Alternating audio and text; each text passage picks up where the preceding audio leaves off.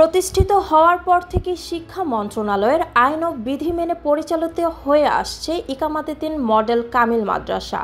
জেলা পর্যায়ে শ্রেষ্ঠ প্রতিষ্ঠান হিসেবে কয়েকবার স্বীকৃতিও পেয়েছে।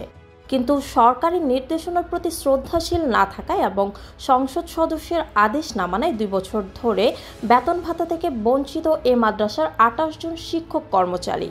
ফলে পরিবারের সদস্যদের নিয়ে মানবেতর জীবনযাপন করছে এই শিক্ষকরা। সাবেক সংসদ সদস্য নিক্সন চৌধুরীর অবৈধ হস্তক্ষেপে রাজনৈতিক প্রতিহিংসার শিকার হয়েছে ফরিদপুরের ভাঙ্গা উপজেলার ঐতিহ্যবাহী এই প্রতিষ্ঠানটি। 2022 সালের অক্টোবর থেকে মাদ্রাসার অধ্যক্ষ সহ 17 জন শিক্ষক, 3 জন ল্যাব সহকারী, 3 জন তৃতীয় শ্রেণীর ও 6 জন চতুর্থ শ্রেণীর কর্মচারীর বেতন বন্ধ রাখা হয়। ইডেন বে কক্সবাজার সমুদ্র সৈকতের উপর নিজেদের একটি ঠিকানা। মাত্র 5 লাখ টাকায় আপনিও হয়ে যেতে পারেন এই হোটেলের মালিক। ইডেন বে, আ কনসার্ন অফ ভাইয়া হোটেলস। 2021 সালের 8 অক্টোবর নিক্সন চৌধুরীর তৎকালীন শিক্ষামন্ত্রী বরাবরও ডিও লেটার দিয়ে অধ্যক্ষ সহ শিক্ষক কর্মচারীগণের বেতন ভাতা স্থগিত করার জন্য বিশেষভাবে অনুরোধ করেন। এ পর্যন্ত তিনি মোট 21টি ডিও লেটার দেন শিক্ষা মন্ত্রণালয়ে। কার্যকর হয় 2022 সালের অক্টোবর মাস থেকে।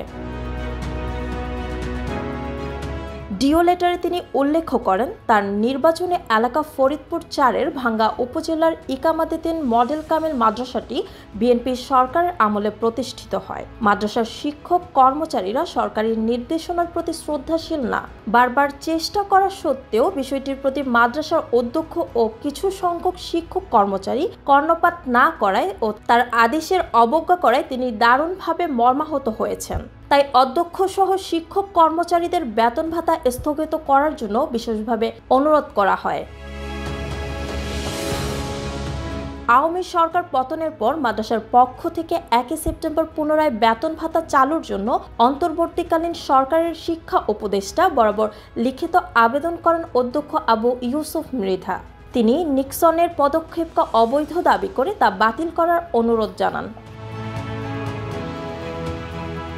1991 সালে উপজেলার কাউলিবেড়া ইউনিয়নের পল্লীবেড়া গ্রামে 2 একর 12 শতাংশ জমির উপর মাদ্রাসাটি প্রতিষ্ঠিত হয়। 1995 সালের মে মাসে মাদ্রাসাটি এমপিওভুক্ত হয়। বর্তমানে মাদ্রাসায় শিক্ষার্থী আছেন 1038 জন এবং শিক্ষক কর্মচারী আছেন 58 জন। সরকার পরিবর্তনের পর সাবেক এই সংসদ সদস্য আত্মগোপনে রয়েছেন।